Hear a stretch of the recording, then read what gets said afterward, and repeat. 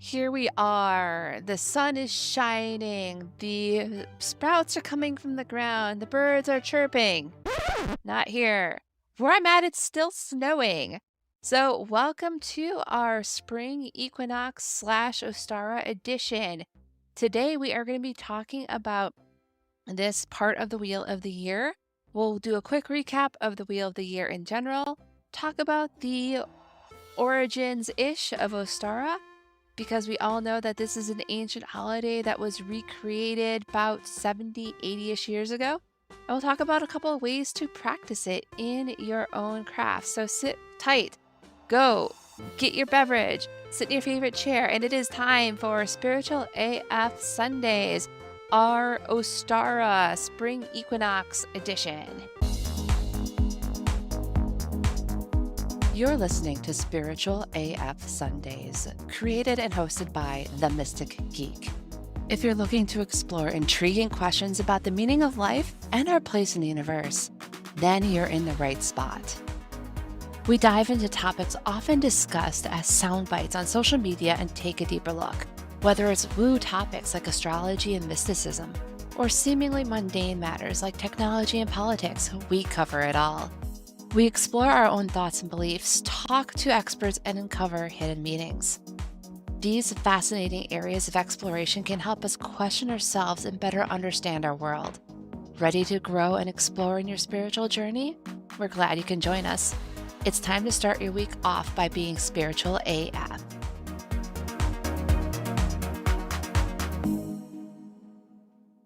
Hello and welcome back. This is Jessica, the Mystic Geek, and today we are going to be talking about Ostara, also known as the vernal equinox in the Northern Hemisphere. So I am recording this in Minneapolis, Minnesota on March 16th, and I am looking outside at a mild snowstorm. So it really does not feel like spring is coming. If you had asked me how I felt about, I'd say earlier today when I went to take out the garbage and it was warmer and I could see the snow melting, I'd say it felt like spring was on its way, but right now it does not feel that way. So, we're going to talk a little bit more about that whole vibe issue when it comes to Ostara and spring outside of the British Isles area. We have a couple of ways we're going to be dancing around this. So, let's talk about the bigger thing that Ostara is part of, which is known as the Wheel of the Year. If you listen to episode 7, that's when I talked about the Wheel of the Year. I'll recap it here so you don't have to go dig it up. And I'll do a little bit of a twist of it so you don't feel like I'm regurgitating everything from last time. So the thing about the Wheel of the Year is it is not an ancient tradition like people say. It is something that was constructed in about the 1950s, 1960s. So it is not that old in the grand scheme of things. We can credit the Wheel of the Year to two individuals, one being Gerald Gardner and the other being Ross Nichols. Gerald Gardner is known as the father of modern Wicca, and he is also known as the founder of Gardnerian witchcraft. And then Ross Nichols is known as the founder of the Bards, Ovids, and Druids. Now, the whole idea here is one of them was really into the idea of going out into the woods and celebrating the solstices and equinoxes. And then the other one was very into the idea of going out into the woods and celebrating the cross quarters, meaning those time periods that are right in between the solstices and equinoxes. Now, think about two things that can go well together, whether it's peanut butter and jelly or peanut butter and chocolate or peanut butter and something else that's tasty because I really like peanut butter. But anyways, boom, you got the Wheel of the Year, these combinations of those two methodologies. And who does not like more parties? I'm all for it. Let's talk about the name of this celebration, Ostara. It is believed that this name is derived from the name of an Anglo-Saxon goddess named Ostara, who represents the springtime, the newness, new life, all these different things. So where did she come from? One of the works that named her, that brought her up, was from the 8th century, surprisingly from a monk who was at the monastery of St. Peter, known as Saint Beda or Bada. He followed this academic discipline known as computus, which is calculating calendar dates. He's one of the reasons why we have AD or Anno Domini, or the time after Jesus. He helped with calculating the timing of Easter. He came up with his theory of when the world began based on dates and things from the Bible. He wrote this book called The Reckoning of Time, where he goes through his various theories. He talked about this Anglo-Saxon celebration that goes on with the various lunar cycles. Here is the translation of some of it, which I pulled up from Wikipedia.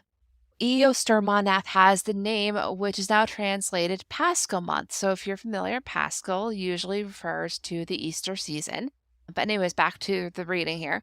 And which was once called after a goddess of theirs named Eoster, in whose honor feasts were celebrated in that month.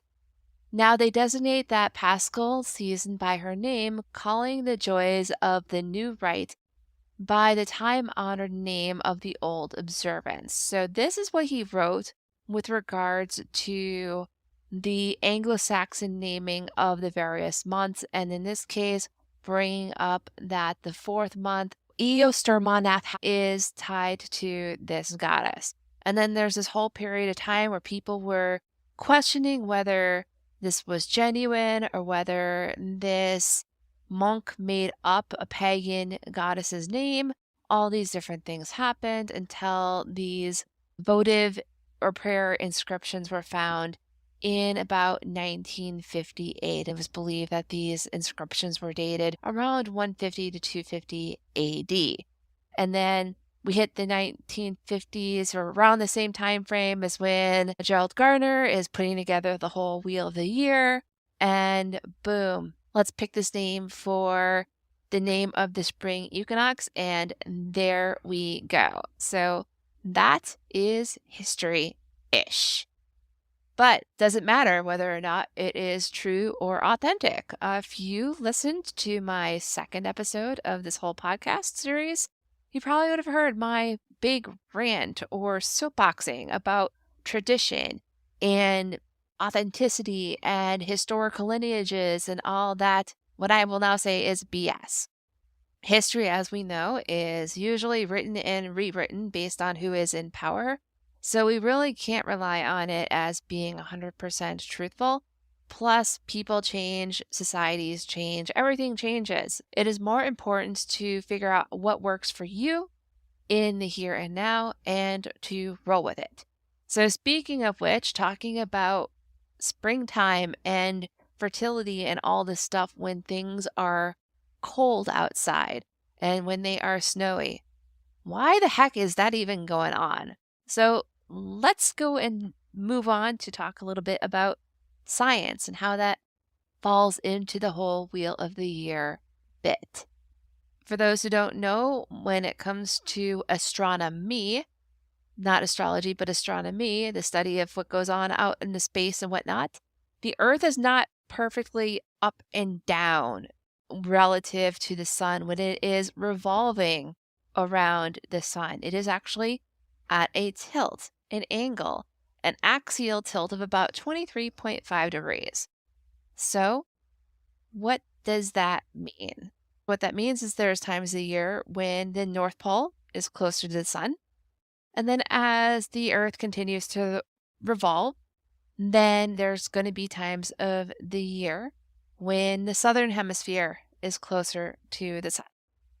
And then there's going to be times of the year when it is neither.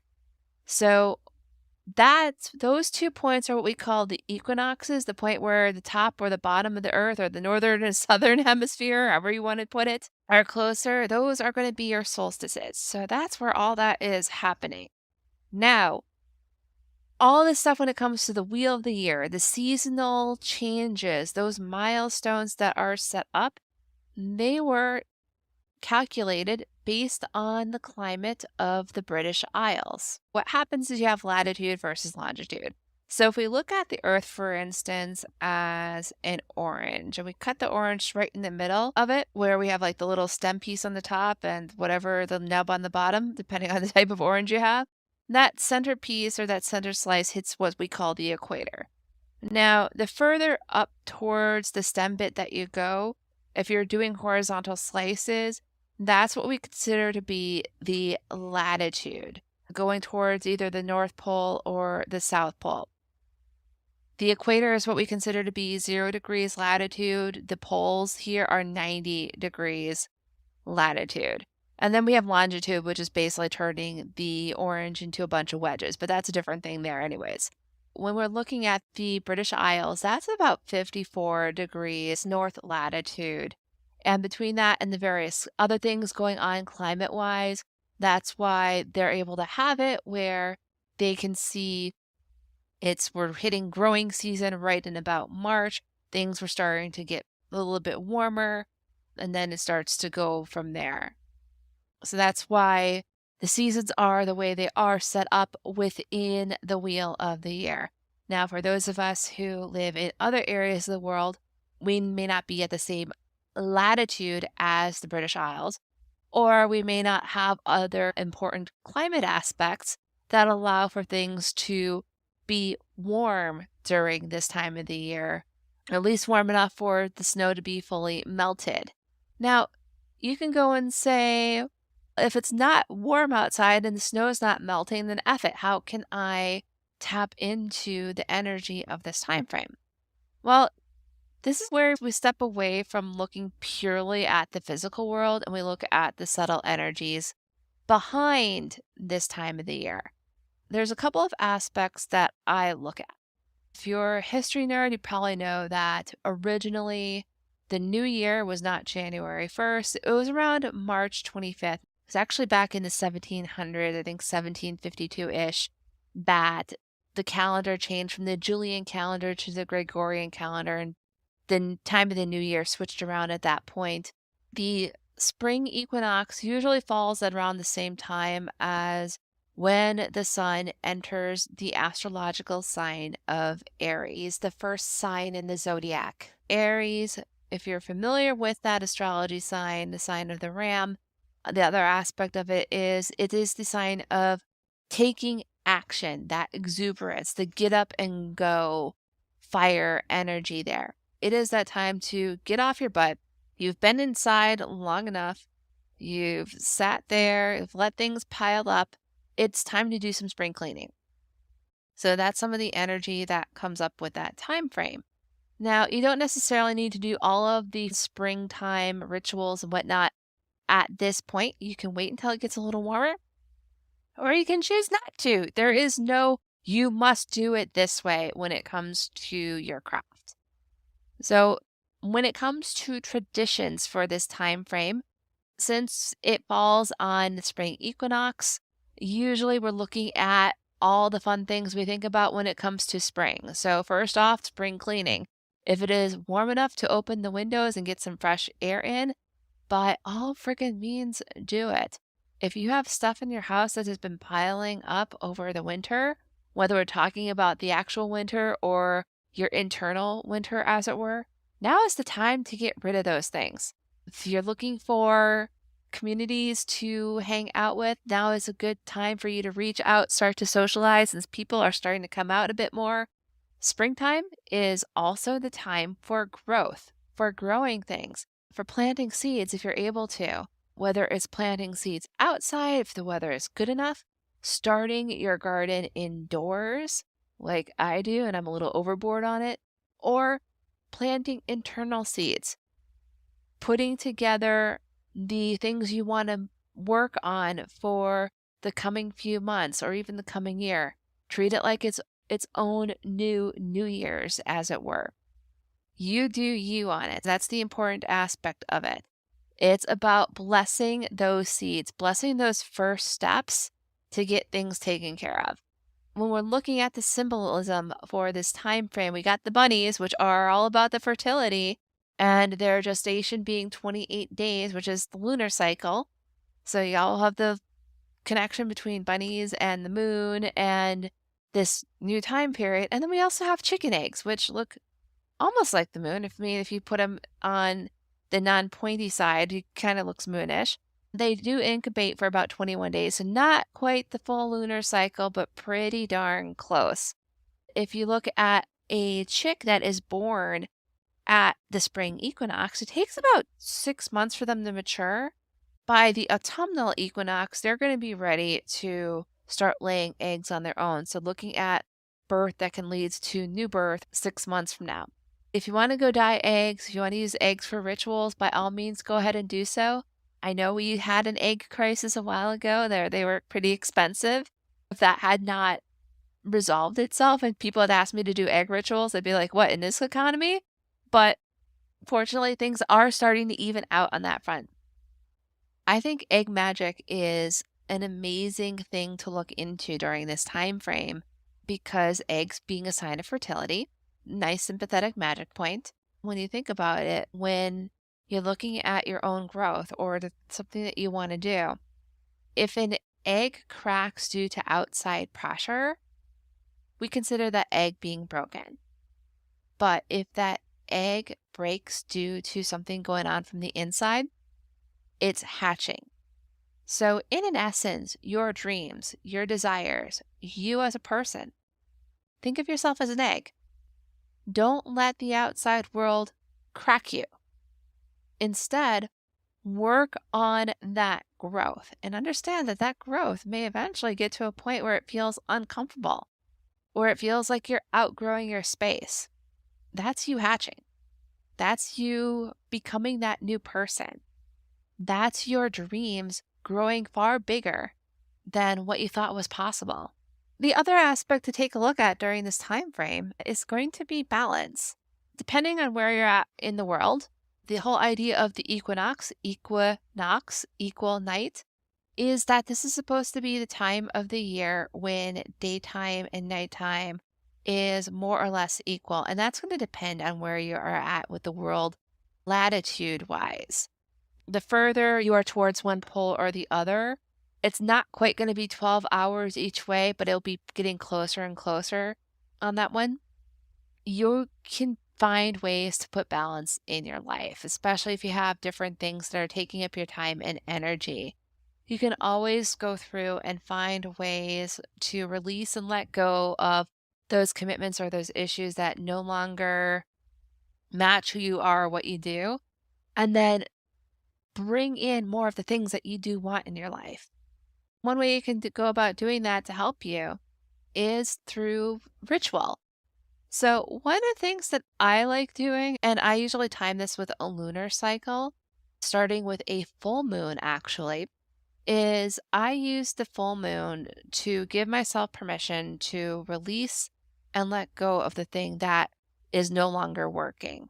What you can do with that is start off with a candle that you roll in various herbs and oils that are associated with the thing that you want to release. When you roll the candle in the herbs after you put the oil on it, you roll it away from you because that symbolizes moving things away. The reason I go with the full moon is it's there, it's present, and then as the full moon wanes, that's symbolic of that thing being released and let go of.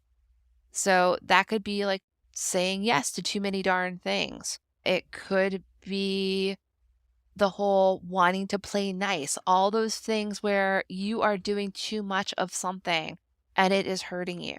Release and let go of it. Be grateful that it was there because for some reason it protected you. It exists because you needed it at that time.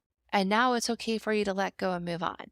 About 2 weeks after that, that's when I would take another candle and think about the things that I want to add into my life.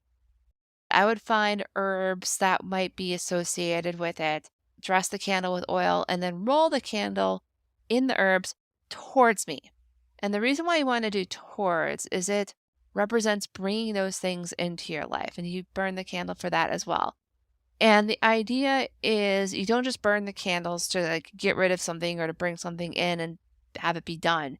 You need to take concrete steps every day. It doesn't need to be big, but you still need to do steps every day. Like, for instance, if it's learning how to say no to the things that no longer work for you and so that you can say yes to other things, figuring out where your boundaries are, figuring out how you feel when people ask you of something and you're afraid to say no, spending time journaling why you react when you have to say no on it, or marking off when you've said no to things. Those sorts of things are what you want to look at. And then when you look at what you want to bring in, it's like look at what steps you can do over the next 2 to 3 weeks to start bringing it in. Maybe not 100%, but little incremental steps that you can do when you have the time and energy in order to manifest those things in your life. So those are some of the ways to let that inner egg within yourself start to incubate into something bigger. That is going to be it for today. I'm realizing that this is going on and on and on. I'm sure people are like, well, why don't you say more? I'm like, I'm packing for PaganaCon. I'm not one of those people that like packs the day of. I do the night before. I've at least know not to procrastinate too much.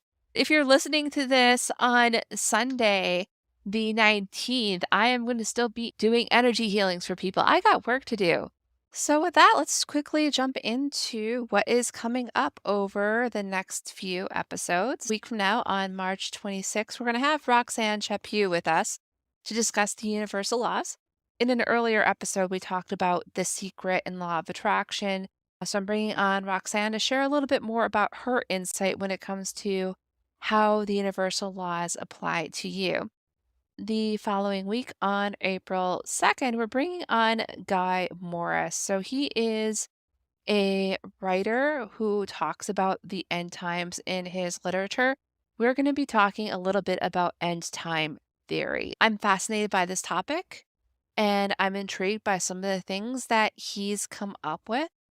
So I want to hear what he says and I'm interested in this discussion. That is it. I still have to pack, so I'm going to head out. And I hope that the rest of you have a spiritual AF week.